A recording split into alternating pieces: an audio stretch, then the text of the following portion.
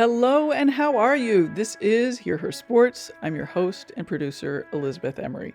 We have another terrific episode today. My guest is race car driver Toni Breidinger. She is young and focused and smart. I'm absolutely thrilled she took the time to join me. I don't want to spoil it, but she has great words about independence, being a woman in sports, using simulators for track recon, fashion, and sleep. And I want to say a big yay for the brands that support Toni and women in sports. Toni has found sponsors and a terrific team that believe in her and work with her. As I mentioned in the last episode, it really is important for organizations, businesses, and individuals to partner with women doing valuable work. I love talking to Toni, a young athlete and a real rising star in sport, and she's a race car driver. It's just so cool. Well, now let's get to it and meet Toni. Today's guest is Toni Breidinger, a 22-year-old rookie race car driver. She is the all-time winningest female in U.S. Auto Club history with 19 wins. Like all race car drivers, Toni has sponsors. Hers include fashion and makeup brands. And she recently signed with Triller, a social media platform, so she will be racing their number 25 Triller Toyota Camry after recently switching to Venturini Motorsports, a Toyota racing development team, for the remainder of the 2021 season. Toni is one of only a handful of female drivers. In February, when she raced the ARCA Menard Series in Daytona International Speedway, finishing in 18th place out of 33, she made history as NASCAR's first Arab-American female driver. Toni, welcome. It is great to have you here. Thank you so much for having me. Well, I've been looking at your social media, and over the past month, you have been racing and traveling a lot. Like, what have you been up to? Yeah, I honestly, my days are all just a blur. I never know what day it is. I'm always like, wait, what did I do yesterday? Because I feel like I'm always traveling, doing different things. So I lose track of time. Just when I look at my social media posts, I'm like, oh, wow, that was 5 days ago. So it's been pretty crazy. I was in LA recently. I did a race with Pit Viper in a minivan in Minnesota, which was quite an experience. And then last week I got an award at NASCAR's banquet based out of Charlotte. So I've really been pretty much all over the place. Is that sort of typical? Yeah, I would say so. With the racing season, we always race in a different state pretty much every weekend. For the most part, it's kind of like southeast based. I don't really go to the West Coast too much for racing. That's more on like the modeling and kind of like other entertainment side of things. Right. Well, tell me about the van racing. I saw a little bit, but holy cow. Yeah, I've never jumped anything in my life, and I had to jump this minivan, and I'm like, I've never jumped anything. This is going to be an experience. I honestly don't know what to do besides floor it and see what happens. So it was really fun. The group of guys there were great. Pit Viper's great. That was my first time doing an event with them, so that was really cool. But it was an experience. My van, they bought it for like $300. Didn't even last a lap. I took one jump and I was like, dang, it sounds like this thing's about to blow up. I'm like going up this hill. It's barely making it. I like slam back down after the jump and then it just breaks. So we came back in on the tow truck, but it was still a good solid one lap. That's funny. Did it feel different driving the van? I mean, like, how did you manage that? Yeah, I mean, going into this, I was like, this is purely just for fun. So this race had zero pressure, which was nice because I feel like a lot of races that I do now, there's kind of a lot of pressure behind it and it's serious, like what results I get. So this one was nice because it's just for fun. I was like, it doesn't matter if I break down or if I don't finish, whatever happens, it's just kind of for fun. But yeah, totally different. The brakes barely worked on the thing. The steering was all messed up. So it was not my typical ride, but it was still fun. Well, there's a ton that I want to get into today, but can we just start with how you got into driving cars? And I know you started driving when you were young, when you were 9 years old with your twin sister, but tell me more, like why and how cars, what was the love affair? So yeah, correct. I started racing with my twin sister Annie in go-karts when we were 9, and my dad took us to the go-kart track purely just for fun. He has a background in mechanical engineering, so he's always had a passion for motorsports and cars, but was not really involved in the racing world all that much. So when we, got this huge interest in it, we're like, Dad, please get us a go-kart, and then kind of all started from there. Fast forward about, I would say 7 years, my dad got us our first race car, which is called a Ford Focus Midget, and that's when I started getting into the oval track racing.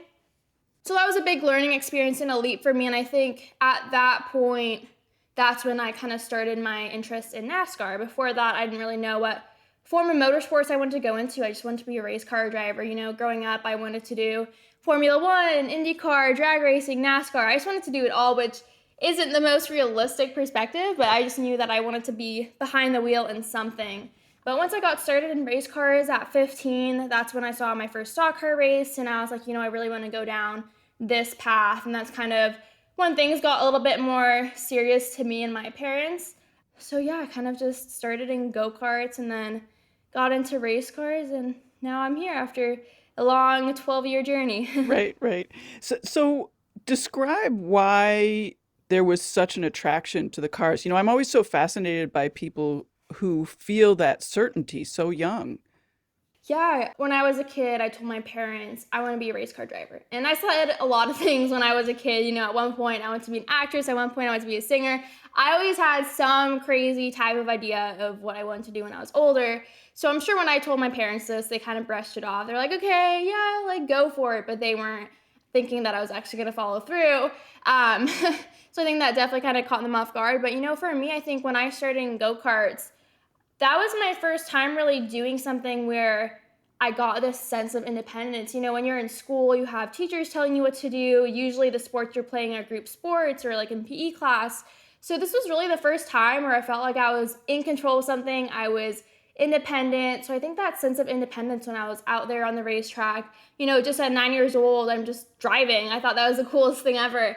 So I think that's initially what got me super interested in it. And then once I got racing, I'm a pretty competitive person, so when you throw in the competition aspect and all the other little variables into racing, that makes it so intense, and you're just so close to other competitors and racers. I think that's kind of what really kept me in a state was the competition. But I think when I was a kid, that first little taste of independence and driving was kind of what got me interested. Are go-karts fast? Yeah, so when I was 12, I did this one race in California, and it's traditionally a road course for cars. So it's this big track, and I remember we hit like 100 miles per hour, like in a little go-kart at that Come track. on. It was pretty crazy. Wow, I can't Yeah. imagine as a 12-year-old going, no wonder you were attracted to it. Right? And with go-karts, you're so close to the ground, so I feel like it looks like you're going so much faster than you are. You just get this like sensation of speed. Wow. Do you remember what it was like to learn to drive as a kid? Honestly, not really. Before I got my first go-kart, it was at a school, so they kind of taught us the fundamentals. But for me, it was really just okay, like right foot on the gas, left foot on the brake, turn the wheel. Like that was pretty much the basic of it. They didn't really get, too detailed, especially because most of us were that young. I think if they tried to get a little bit more complex, it probably would have been a little overwhelming. But yeah, I feel like it just kind of came naturally. And then, when I took my driver's test when I was 16, I was like, oh, this is easy. I already know how to drive. Like, this is nothing new for me. So I think Right. it always kind of came naturally. Huh, that's interesting. Do you have any sense of why you're good at it and like what makes you good now? So for me personally, I feel like, why I've been excelling all these years is the effort that I've put in. I've definitely, taken time away from like other sports and, the social aspect in school. And I feel like at a young age, I really was focused on this, and I put so much time and effort into it with physical training. And then with my trainer out here in North Carolina, we'll do, cognitive training, hand-eye coordination, so much other, detailed stuff that goes into it. So I think for me, just giving it my all 100% is what really helped me excel. I think with racing and, sports in general, you can be naturally gifted, but to really, make a profession out of it and climb through the ranks, I think you actually have to work at it. Well, your social media definitely makes it clear that you work hard. I do want to talk about your training, but before we do that, can we step back a little bit and talk about what kind of racing you actually do? I mean, I hadn't realized before I started prepping to talk to you how many different kinds there are. So maybe just give an overview of what you do and what makes it different. Yeah, so there's so many different forms of motorsports, and I've tried a lot of them, but my focus right now is, getting to the NASCAR Cup Series. So right now I'm in a series called the ARCA Menard Series, and basically it's part of the NASCAR ladder system. This series, it'll go ARCA Menard series. The next one up will be the Truck series. After that, Xfinity, and then the Cup series. So I have a few more steps to go until I get to the top level, but it's all part of NASCAR's ladder system. So yeah, that's the current series that I'm in, and Trailer hopped on as a sponsor this year, which was really exciting. And I'm with a new team that's a Toyota Racing Development team. It's really exciting. I'm really excited to see what happens in these next couple races before the season ends. I think we have a good shot at it. And describe the races, like how long they are and anything else we might need to know.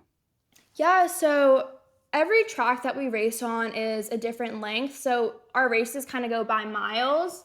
So like, let's say this race will be like, okay, 100 miles, this one will be 200 miles. So on average, the races, I would say around 2 hours. So yeah, usually on average, we're driving for that long. We'll have our few pit stops that we do, but those go by pretty fast. And you're kind of giving feedback to your team at that point. So the pit stops are like a little bit of a break, but pretty much you're just going on for 2 hours straight. What is it like to be in the car? Describe the G-forces and the heat and, your outfit and what it's like to be really close to the other cars. Yeah, it's definitely pretty crazy behind the wheel. You have so many things happening so fast, and you have to be able to react really fast and precisely. If you even just lose concentration for a tenth of a second, which is literally a blink of an eye, you're going to end up in the wall. So it just takes an intense amount of focus and really being at your peak performance. And that's why, I go to a trainer pretty much every day unless I'm traveling. And for us, we'll work on, the physical training, cardio, strength. Our heart rate is really high for 2 hours, which is a pretty long time to have a high heart rate. So we'll work a lot on cardio, upper body strength. Even my legs will get tired, depending on the track, if you have to use a lot of brakes on some track, or some tracks are all just throttle. So, that's important too. And with the G-forces, core is really important. You're in this seat, you really can't move, but if your core is weak, then, you won't really be able to stabilize yourself in the car. Some tracks are rougher than others. So it really depends on the track surface with how demanding a track is. But yeah, the G-forces are crazy. At Daytona is when I really felt my first, big amount of G-forces. And that was the most wild experience. It just totally threw me off. I was like, whoa, I've never felt G-forces like that before. So it's pretty crazy. And, we also train our neck because of the G-forces. It's important to have a strong neck. So there's so many little aspects that go in driving a race car that I don't think people realize, because the easiest thing for people to relate it to is them driving on the road. But it's a totally different experience. Yeah, I mean, you're just sitting there, so it should be easy, right? Exactly. So you said that you train with a trainer every day. So how does that look? Like, what does your training look like when you're at home and training and not racing? I'll kind of go into what we did yesterday. Yesterday was more of our cardio day. So I'll have a heart rate monitor on. And basically with that, we'll want to make sure that my heart rate is going to be similar to what it would be when I'm racing. So that's kind of our goal, is to train in that heart rate zone, which is usually 80 to 90% max heart rate. So we'll train in that zone. And then between my cardio, we'll do 10, 15 minutes of cardio, and then we'll do cognitive training and hand-eye coordination, which is so hard when you're tired and fatigued already. You have to still be able to react fast, stay focused. So it's really what we train for the most part. And then, we have some other things like the neck training, which I hate doing, but it's definitely important. You want to make sure that you have a strong neck so you can keep your head up right when you're driving. So we'll do that. And then the typical strength training. For me, I feel like my biggest focus is upper body strength. So yeah, it's kind of a look at what we do. We'll also do heat training because it does get really hot in the race car. So we'll train in a sauna and all that kind of fun stuff. So yeah. Wow. What does the cognitive training look like? Yeah, so my trainer has, I don't remember the name of the program, but the program's designed for all sorts of cognitive training. We have peripheral vision and hand-eye coordination, how fast can you react? There's all different types of training that fall in the cognitive training. Yesterday, basically these numbers would pop up and they pop up for a split second. I'd have to remember where those numbers are and tap the squares in order. And I was doing that with my heart rate already high. And we do that for a pretty long time too. So he tries to, fatigue our bodies, but also fatigue our minds. And we have to push ourselves to still be able to react fast, just like in the race car.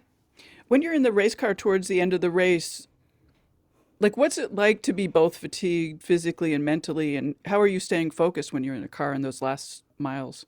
Yeah, it's difficult sometimes, especially in the summer. Those race cars get really hot. You're already dehydrated before the race even starts.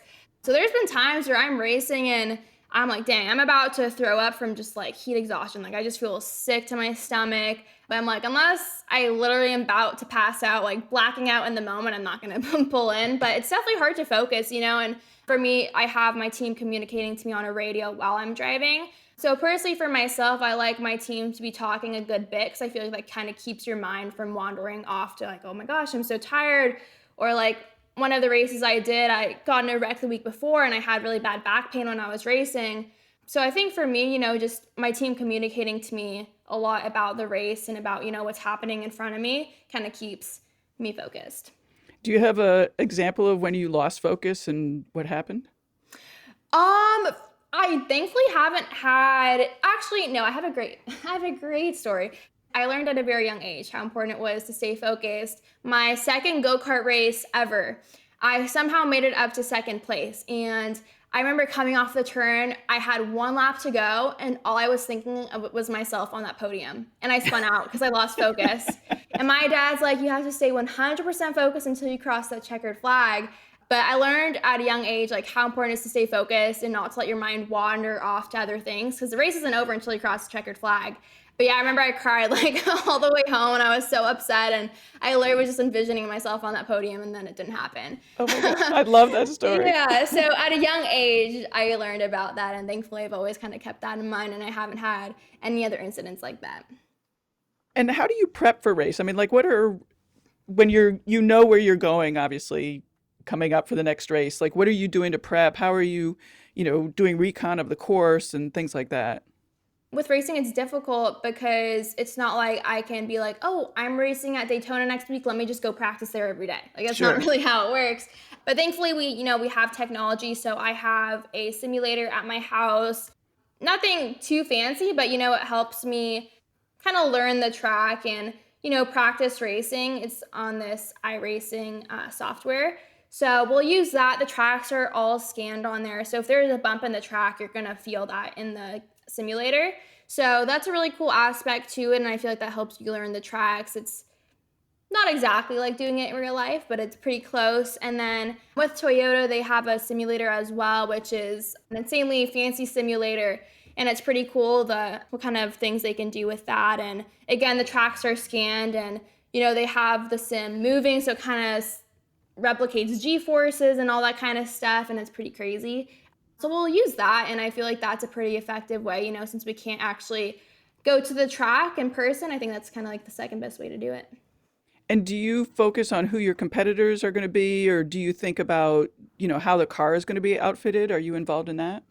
With competitors, I don't have really beef with anybody, so I don't really pay attention to who's racing. I kind of identify people by their car numbers and all that kind of stuff rather than their faces.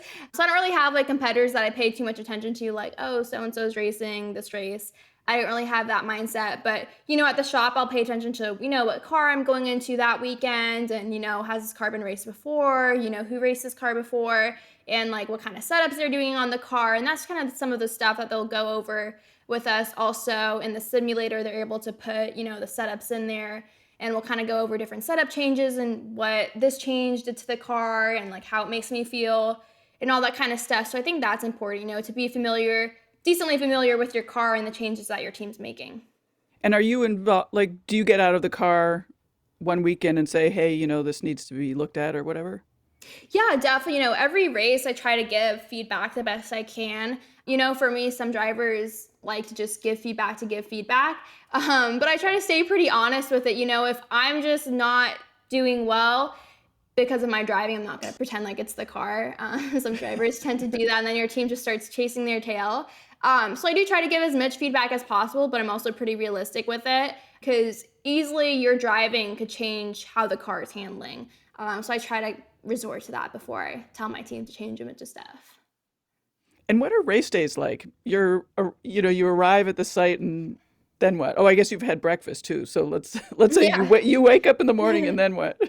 Yeah, so With COVID, it's kind of changed our race day schedules a little bit. The schedule used to be kind of extended through a 3-day period. Now it's pretty much condensed into one day. And we get a little bit less practice, which is kind of unfortunate for me since I'm a rookie in this series. I kind of have to learn the tracks on the fly and then get ready to go racing. But yeah, every race day is a little bit different. With Talladega, for instance, the only thing I did all day was race. And my first lap on that track was taking the green flag. I had no idea what I was doing. And that was just due to rain and the weather. For the most part, on race day, we'll get there pretty early in the morning. We'll have a driver's meeting. The cars will go through tech. Basically, they'll check to make sure, nobody's like really cheating or anything like that. And then once everybody's cars go through tech, then we have about 30 minutes of practice, which goes by pretty fast. After practice, we'll do qualifying. And qualifying is probably my least favorite part of the day. Basically, you have one lap, and it better be your best lap ever because that's going to be where you start on the grid is, what lap time you got. So after qualifying, we'll do driver introductions, sometimes an autograph session before COVID, and then we'll go racing. Cool. The qualifying times, you're all sent out and they time a specific lap? You only have one lap? How does that work? Yeah, so basically qualifying is usually one car at a time on the track. Got it. Okay. Unless it's Daytona or Talladega, then they'll send 4 cars out all at once, and you have to make sure you're in that draft. Otherwise, you'll literally finish last in qualifying. For the most part, most of the tracks, one car on the track at a time. You go off pit road and you literally just get through the gears as good as you can and, come as fast as you can down the straightaway, take the green flag, and you have one lap, and it better be your best one. Right. Do you practice that? Yes. During some practice days, we'll practice, they'll call it like mock runs of qualifying. Because with qualifying, you also have new tires on too, so you have so much more grip and the car is able to do so much more. Sometimes it's hard to really know how much you can push your car until you get those new tires on, but you just kind of have to trust your car will stick in qualifying. But yeah, we'll do mock runs usually once during the race day. And in the races, what are you focusing on? Like, how do tactics work, for example? And are you looking at any numbers? And yeah, how does that work? Depending on the track, like let's say for Daytona, Talladega, drafting is super important. You always want to make sure you're drafting, and that's why if you have teammates, that's super helpful. This past year when I was racing at those tracks, I didn't have any teammates. I didn't know anybody. So there was times where I felt like I was able to pass somebody, but if nobody's going to come out and follow behind you, you're just going to drop just because of drafting and aerodynamics and everything like that in the air. But yeah, with those types of races, there's a lot of strategy. Like the strategy is like stay in the draft, if you're going to pull out and try to make a pass, make sure, either you have somebody that will, trust you and follow you along with it, or you just kind of stay in line and wait it out. And also like obviously avoiding the wrecks on those tracks is pretty important because they happen pretty fast. For the shorter tracks, like the miles and mile and a halves, drafting is still important, but for me, I feel like the biggest thing when I'm going to these racetracks is they're all new to me. So, my goal and my strategy when I'm doing these races is get a feel for the track, get better every single lap, learn every single lap. For me, I think that's the most important just for me being a rookie. What are you working on now? I would say for my biggest thing, my next race is Kansas next weekend. It's a 1.5 mile track. 1.5 mile tracks are probably the tracks that I feel least confident in. They're pretty new to me. I did a couple races there this year and the car kind of had mechanical failures. So I wasn't really able to get a proper feel for the tracks. So for me, I think I've been working on kind of like my steering input on the entry of the turn. I don't want to get too technical, but it's crazy how much like aerodynamics affects the car. And if you don't turn the wheel like this little bit more, if you like unturn it a little bit, it just totally affects the rest of the turn and like you'll lose a lot of time on that. So yeah, just getting like the proper line and just like the aerodynamics on those tracks is pretty insane. It's very line sensitive, and every way that you move your wheel or if you get off the throttle too fast, all that kind of stuff just changes the handling of the car. That's kind of cool. What would you have told me if you did want to get technical? Well, so basically my team has data that we'll look at and they can see like, when I'm driving, I don't really realize every single movement I'm doing, but when I'm with my team, they'll have, data and they'll be like, okay, like on the simulator, you did this with your hands and you did this with the throttle. And it's so like something that you wouldn't really notice, but the data doesn't lie. It shows it right there, and it's like, oh dang, like I did that. I had no idea. So you're kind of nitpicking, you're driving in that point, but it's important, like with racing, it comes down to tenths of a second. Like everybody's so close, so you really have to nitpick it and get into details like that. What other kinds of mistakes or errors are you looking at to improve? I would say, I've been working on my restarts. That's one thing that I struggled with earlier this season. I feel like I've gotten a lot better. Like with restarts, basically, you start in second gear and you want to make sure you shift at really specific RPMs. And I used to try to cheat. I used to try to want to get my shifting done sooner than I should have. And that's kind of when, you won't get as good of a restart. You want to make sure you're always like shifting at the right RPM and all that kind of stuff. So for me, that was kind of a big learning thing, especially at these big tracks. It makes such a big difference.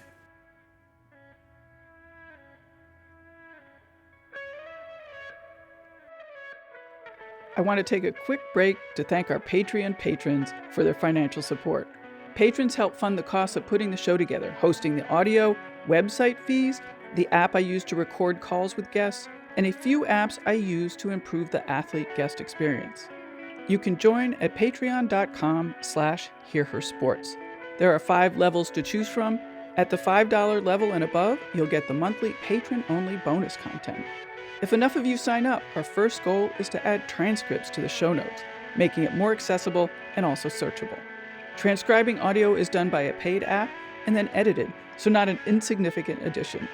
I'd also like to hire a female musician to create a bit more music in the show. And above all that, every single pledge helps increase the percentage of sports media coverage that is about women. This is super important because representation matters. Hearing women's stories matter in sports and outside sports.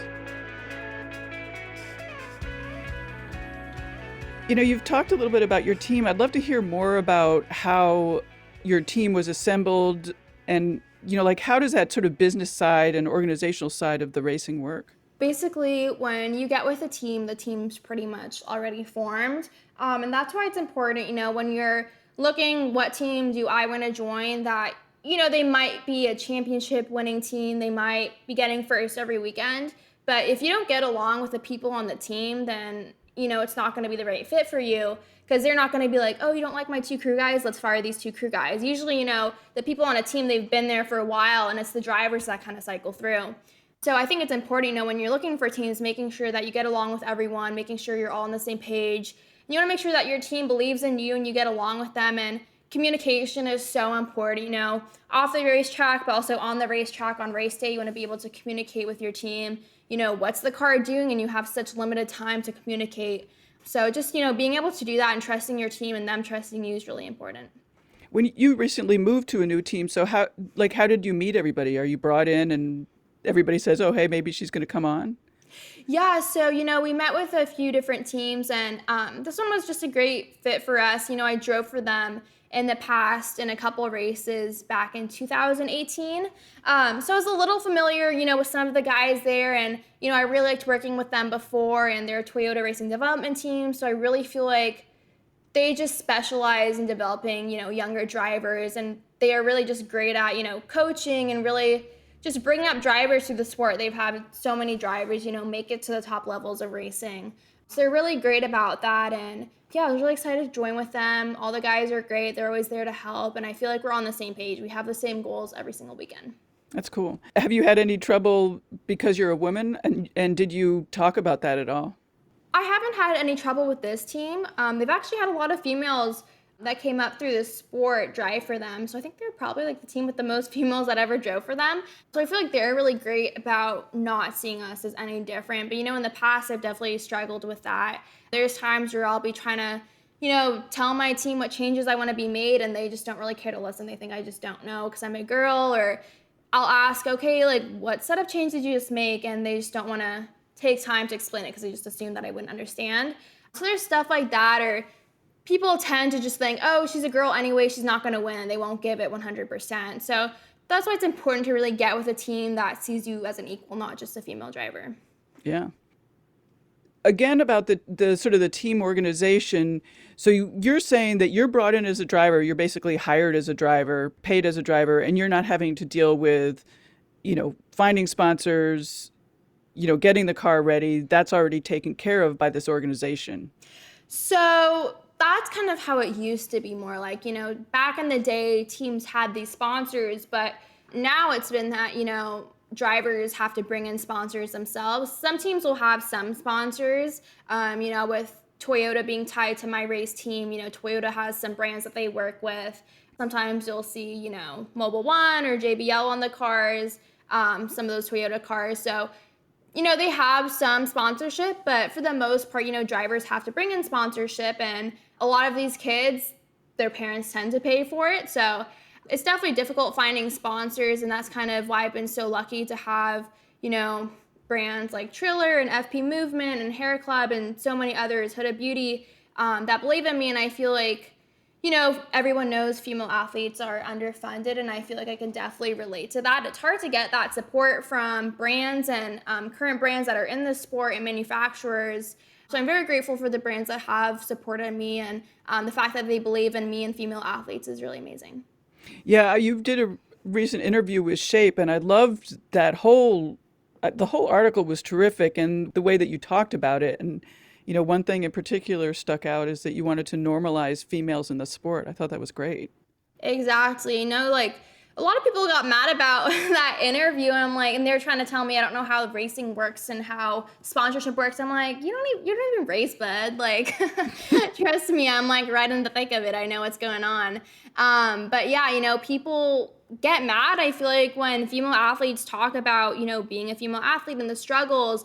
And they're like, why do you bring it up if you don't want to be seen as a female athlete? And I'm like, as soon as you guys stop bringing it up, then it's when we'll stop. When it becomes normal and when it's not that, oh, there's one female driver racing, when everybody's just equal, that's when we can stop bringing it up. Yeah, I think it's interesting that you're talking about this wanting to balance being just a driver, but also because everybody else brings it up and you're not getting as much sponsorship, you're not getting as much sport, you can't forget the part that you're a female driver. Exactly. And, I think representation is so important. Seeing is believing. And I think, the best way to get more females involved in the sport, whether it's as a driver, as a crew chief or a pit crew, whatever it may be, representation is so important. So I feel like, if they see you doing it, they think they can go do it too, which is great. Yeah. Sort of following along that thought is like, how are you, like, how do you relate to the idea of being the first Arab American female driver? Being one of the few female drivers, do you very actively sort of encourage other women to drive? Yeah, so when I did my first race at Daytona, that's when I found out that I was the first Arab American female driver in NASCAR, and that caught me off guard. It really wasn't a goal that I set out to achieve or a title that I set out to get, and I was really surprised by it, and I was honestly disappointed by the fact that I was the first. NASCAR has been around for so long. You would have thought that another Arab American female would have came up before me. So at first I was kind of disappointed, and then I kind of turned that around into, I need to do something about this. I want to be able to represent who I am and have other girls feel like they can do it, because I'm sure there's been others that, had the thought of being a race car driver, but they just didn't see anybody do it, so they thought it wasn't, possible for them. So definitely, after that race, we got some good press, and I feel like I was able to really voice my opinions about it and start, representing and, helping pave the way for other females to follow through. And, I feel like I can go for even if you don't want to be in motorsports, I hope that I can inspire people to do things that are typically out of the norm, because norms are stupid, stereotypes are stupid. I think they're just made up, and it's unfortunate when people feel like they have to be held back by them. What needs to happen in motorsports to get more women drivers? I think the best thing, there's so many different ways to go about it. For me, I think just being welcoming to the females that are coming up through the ranks. There's so many younger girls in motorsports that are in the lower ranks right now, and being welcoming to them and showing them support, because it's difficult to go through the ranks, and sometimes, you feel isolated. You don't really have that many girls around you, or you don't really feel like too many people around you can relate. So I feel like you're kind of by yourself a lot. So I think, just us kind of coming together and supporting each other is really important. Lifting each other up is really important. And I think that will help with other people that aren't in the sport, or the younger girls in the sport, seeing, oh, wait, it's a great community, and, they'll want to come join. Do you have a sense of all the women that came before you, and do you relate to that history? Yeah, The most known female that has made it up through the ranks is Danica Patrick. I've never met her personally, but there's so many females that have came through in NASCAR, but didn't really make it to the top level. So I haven't really been able to meet too many of them. There's some females out here that are racing that I'm friends with. I have a teammate. She's a really great racer. And we all kind of like hang out and everything like that, but I haven't been able to meet too many of the past drivers in the sport. One of the things that struck me when I was prepping to talk to you, you do a lot of social media and stuff, is that, you have a really awesome balance of being so intelligent and really considered about your driving, and also, not being afraid to show that you're interested in fashion and beauty and all of that. Yeah, I think people in racing and NASCAR in particular, I feel like they just feel like they need to stick to a certain, stereotype, and they're all very kind of cookie cutter. I feel like a lot of drivers in NASCAR are copy and paste, and I feel like nobody wants to go out of the box. They just want to stay in line, they just want to go out there, drive, win races, and that's it. And I feel like they're very kind of cookie cutter, and for me, I kind of felt like I shouldn't have other passions just because I felt like a lot of these other drivers did it. And I was like, that's stupid. Like, I'm just going to go be myself, do what I want to do on the side as well. And obviously racing is my focus, but if I love fashion, I can go pursue things in fashion. If I love makeup, I can, not be afraid to go wear makeup. And I feel like there's so many different things that you can do. And, just being confident with who you are and your interests and your passions, I think is really important, because there's no reason why you can't do both or why you can't do multiple things. I've had so many people tell me before, are you a race car driver or are you a model? I'm like, one, I don't consider myself a model, but two, even if I was, why couldn't I do both? Why do you have to choose between both of them? I think that's one interesting thing that I've seen doing the podcast is, when you bring women into sports that are typically male, it just changes how things look, and it makes it obvious that, it doesn't have to be the way that it always has been. Exactly. I think a lot of people tend to think girls are just in male-dominated sports for attention and to be seen as, oh, like, get all the attention because they're a female. I'm like, no, like, we're here because we actually want to be competitive and get through the ranks, and you guys are really the ones that are singling us out. So I just think it's important to always be confident in yourself, and people can think what they want to think, but as long as you know what your goals are and you know what you're there to do, that's the most important thing. You talk about confidence, so confidence is important to you, I gather. What about doubts? How do you manage those? How do you maintain your confidence?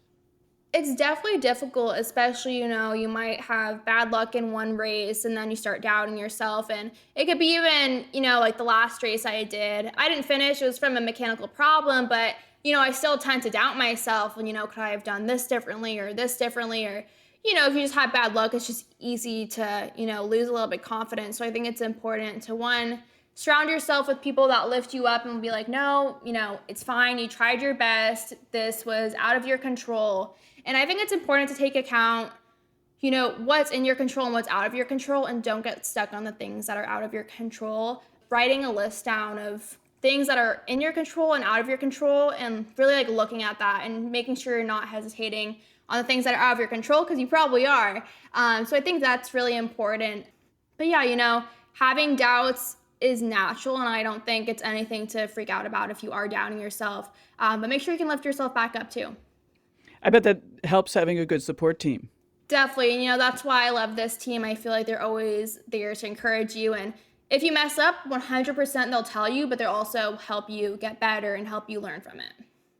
Sort of along those same lines, I often wonder about the pressures of intense media coverage. And we've seen some of the mental health issues recently in sports and tennis and gymnastics. How have you found all the attention of the fans? And you're very active on social media, so I'm assuming that you do like it. Yeah, I definitely love social media. It definitely has its ups and downs. On race day, it's hard. For the most part on race day, I'll, get the content that I need to get for my sponsors and the brands that are supporting me, because obviously that's important. And I also do want to let fans into my race day and in behind the scenes and all that kind of stuff. But for the most part, I won't touch social media on race day. I'll get stuff on my phone. I'll have other people get content for me. And after the race day is done is when I'll go on social media. I just don't want that to be in my head. It's easy to read one negative comment and that can affect, how you're feeling right before a race.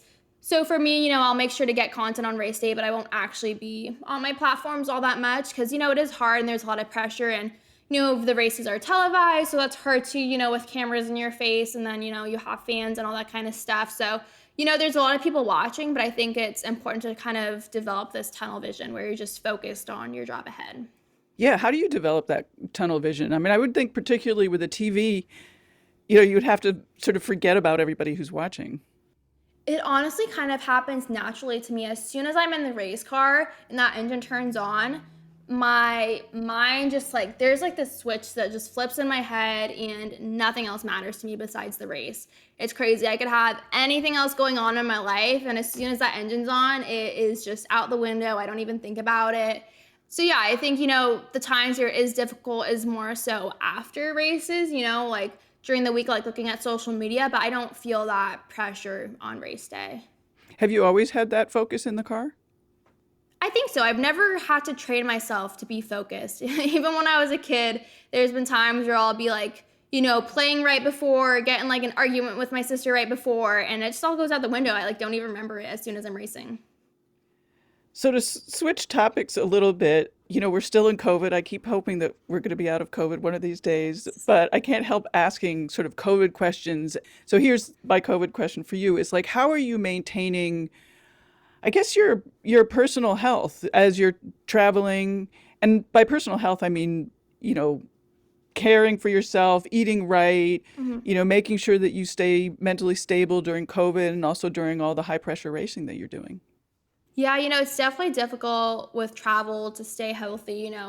Obviously it's more difficult to eat healthy when you're on the road or traveling. But even for me, the easiest thing for me that happens is if I don't get enough sleep, I'll just start getting sick and I'll start to feel very run down.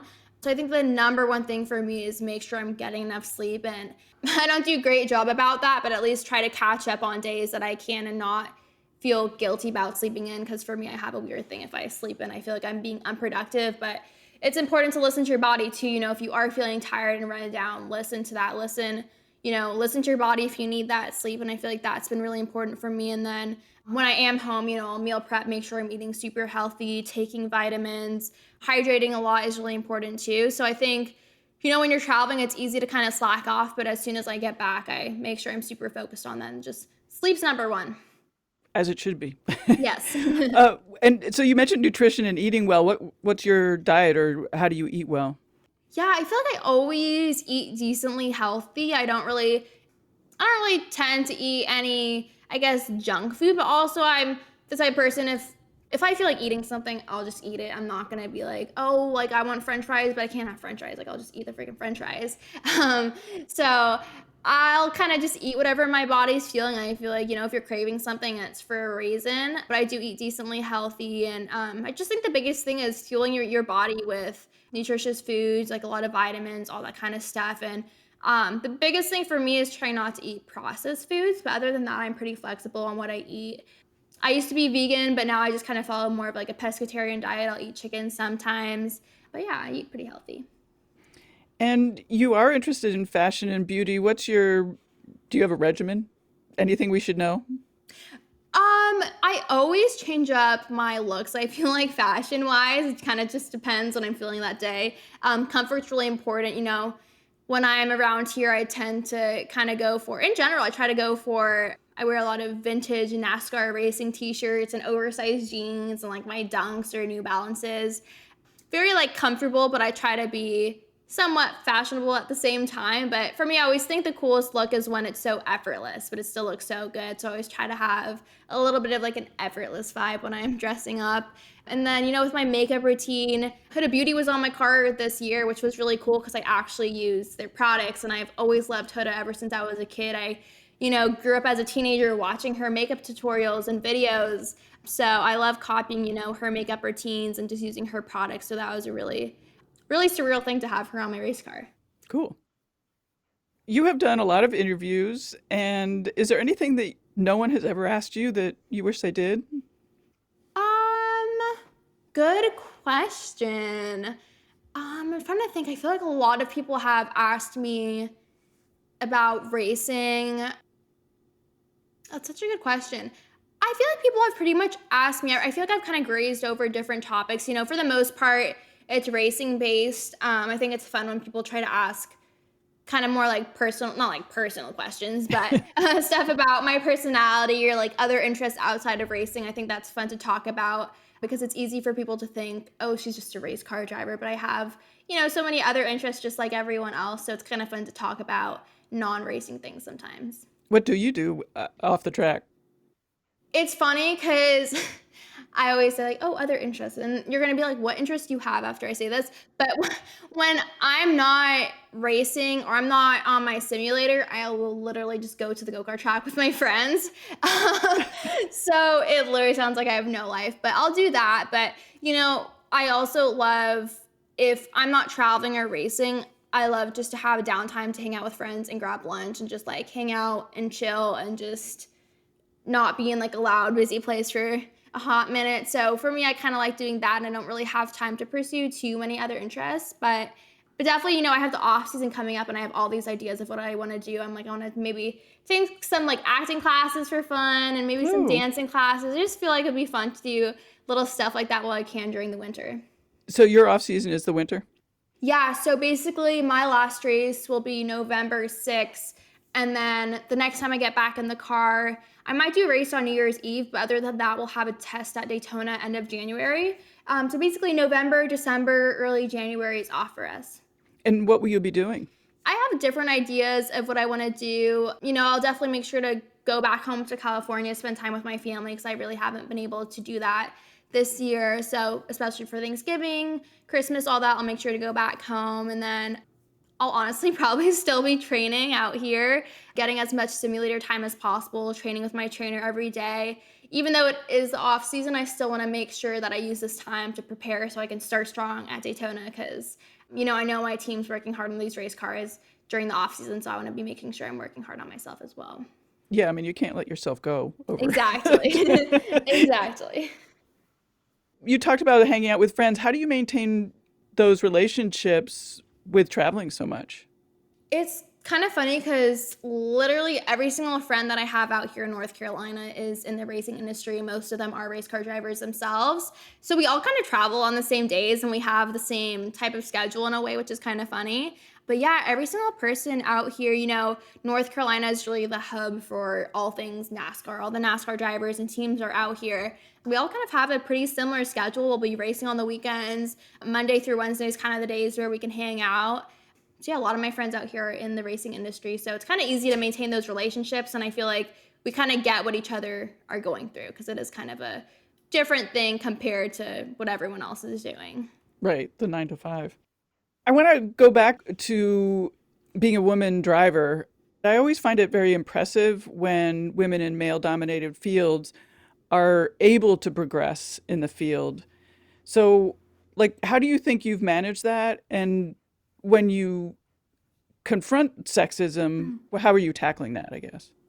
Yeah, so I've never seen myself as a female driver or as a female when I'm racing. I always say, as soon as the helmet comes on, I'm a driver just like everyone else. The car doesn't know gender, the track doesn't know gender. It's not something that's going through my mind. So it's been pretty easy for me to just not think about it and kind of block it out in a way, just so irrelevant to me. And I always say, if it's something that other people are talking about or thinking about, that's more of a them problem. It's not going to affect the way that I drive my race car or I communicate to my team or, how I finish at the end of the day. Like what their thoughts aren't going to affect me like that.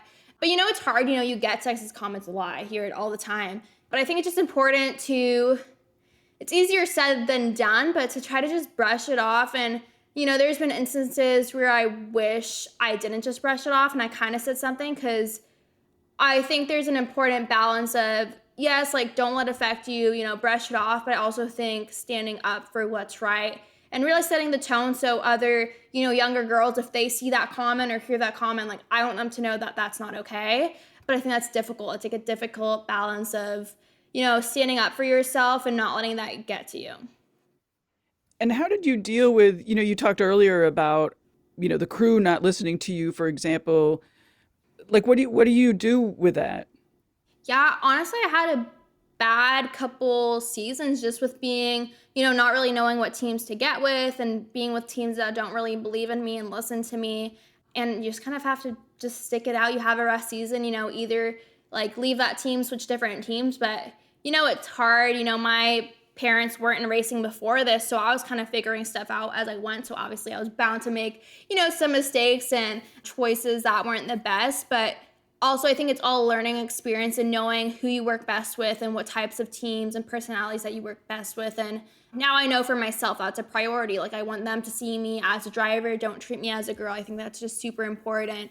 But yeah, unfortunately, kind of just messes up your race season a little bit. And you just have to, get with a better team for next season. Sure, you wouldn't know that was a thing until it happened, and then you adjust. Exactly. Yeah. So before we sign off, do you have advice for young girls who might want to get into racing? Yeah, just be the girl that goes and does it. So many girls are afraid to just get started and do it. And that's the hardest step, is the first one. And once you get past that first step, then you'll be good. And I just think just having that confidence in yourself to just go out there, try it. Is it going to be uncomfortable? Are you going to know what you're doing?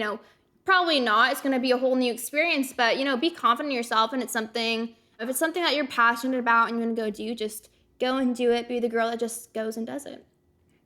Did you ever have moments thinking, like, why am I a girl wanting to drive? Honestly, no. It's just so funny. And it might have also been because, my twin sister Annie was driving with me. So to me, I was like, oh, like my sister's doing it too. It wasn't like, oh, like I'm the only girl here. But yeah, I've never really had those thoughts, which is kind of funny. I think that's great. I think that's really great. You must have a good role models in your family. Definitely. My dad grew up with my mom. She's really taught me a lot. She's very strong. So she's definitely my best role model for sure. That's awesome.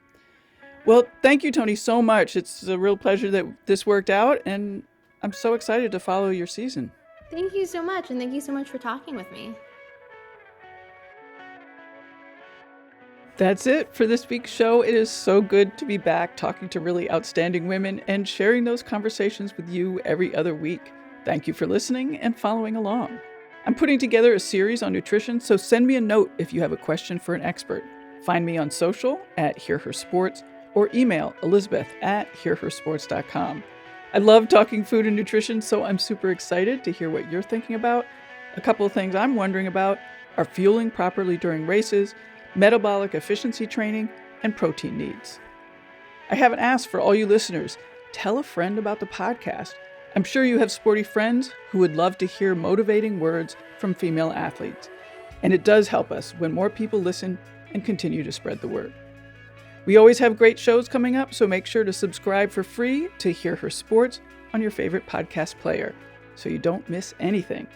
Until next time, bye-bye.